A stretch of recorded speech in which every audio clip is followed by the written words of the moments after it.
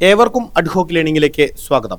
10ൽ 10 എന്ന സീരീസിന്റെ 24ാമത്തെ ഭാഗത്തിലേക്ക് നമ്മൾ കടക്കുകയാണ്. ആദ്യത്തെ ചോദ്യം നോക്കാം. ഇടിമിന്നലോടുകൂടി സാധാരണയായി ഉച്ചയ്ക്ക് ശേഷം പെയ്യുന്ന മഴ ഏത് പേരിലാണ് അറിയപ്പെടുന്നത്? ഓപ്ഷൻസ്: ശൈലവൃഷ്ടി, ആലിപ്പഴ മഴ, ഉച്ചലിത വൃഷ്ടി, സംവഹന വൃഷ്ടി. ശരി ഉത്തരം ഓപ്ഷൻ സി, ഉച്ചലിത വൃഷ്ടി എന്നുള്ളതാണ്. രണ്ടാമത്തെ ചോദ്യം: ദേശീയ മനുഷ്യാവകാശ കമ്മീഷന്റെ ആസ്ഥാനം എവിടെ? ഓപ്ഷൻസ്: മുംബൈ, കൊൽക്കത്ത, ഹൈദരാബാദ്, ന്യൂഡൽഹി. നിങ്ങൾക്കറിയുന്ന ചോദ്യമായിരിക്കും. ഓപ്ഷൻ ഡി, ന്യൂഡൽഹിയാണ്. ഇന്ത്യൻ ഭരണഘടനയുടെ ആണിക്കല്ല് എന്നറിയപ്പെടുന്നത്?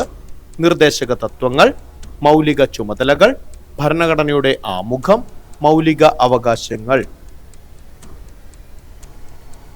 ശരി ഉത്തരം ഓപ്ഷൻ ഡി, മൗലികാവകാശങ്ങൾ. ഇംഗ്ലീഷ് ഈസ്റ്റ് ഇന്ത്യ കമ്പനിക്ക് വേണാട്ടിൽ ഉണ്ടായിരുന്ന ഏറ്റവും പ്രധാനപ്പെട്ട പണ്ടകശാല ഏത്? Options: Attingal, Kadakkavoor, Colachel, Anchuthengu. Option D, Anchuthengu. Kerala പട്ടികജാതി പട്ടികവർഗ വികസന കോർപ്പറേഷന്റെ ആസ്ഥാനം ഏത്?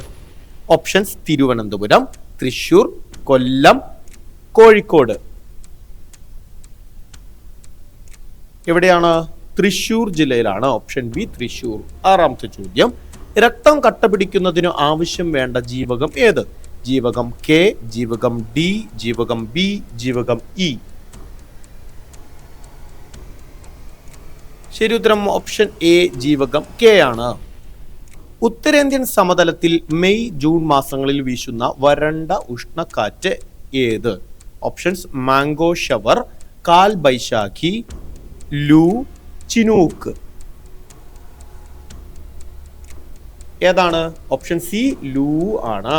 എട്ടാമത്തെ ചോദ്യം: ദേശീയ മനുഷ്യാവകാശ കമ്മീഷൻ സ്ഥാപിതമായത് എന്ന്? 1995 സെപ്റ്റംബർ 15, 1992 ജനുവരി 31, 1998 ഡിസംബർ 11, 1993 ഒക്ടോബർ 12.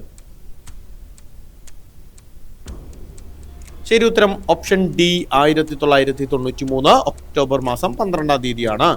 ഒൻപതാമത്തെ ചോദ്യം: സമ്മതിദാന അവകാശം വിനിയോഗിക്കൽ ഭരണഘടനയനുസരിച്ച് ഡാഷാണ്?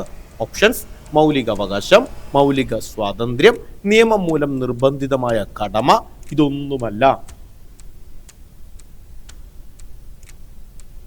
ശരി ഉത്തരം ഓപ്ഷൻ ഡി ആയിരുന്നു, ഇതൊന്നുമല്ല. പത്താമത്തെയും അവസാനത്തെയും ചോദ്യമാണ്: പഴശ്ശി കലാപ സമയത്ത് തകർക്കപ്പെട്ട ഏഷ്യയിലെ തന്നെ ആദ്യത്തേതും ഏറ്റവും വലുതുമായ കറുവത്തോട്ടം എവിടെയാണ് സ്ഥിതി ചെയ്യുന്നത്? ഓപ്ഷൻസ്: നിലമ്പൂർ, താൻതോട്, പേരാമ്പ്ര, അഞ്ചരക്കണ്ടി. ശരി ഉത്തരം ഓപ്ഷൻ ഡി, അഞ്ചരക്കണ്ടിയാണ്. എത്ര ചോദ്യങ്ങൾ ശരിയായി എന്ന് കമന്റ് രൂപത്തിൽ രേഖപ്പെടുത്തുക. അതോടൊപ്പം തന്നെ തെറ്റിയ ചോദ്യങ്ങൾ എഴുതിയെടുത്ത് റിവൈസ് ചെയ്ത് പഠിക്കാൻ ശ്രമിക്കുക. ഇതിന്റെ അടുത്ത ഭാഗം നാളെ രാത്രി 10:10 കാണാം. താങ്ക്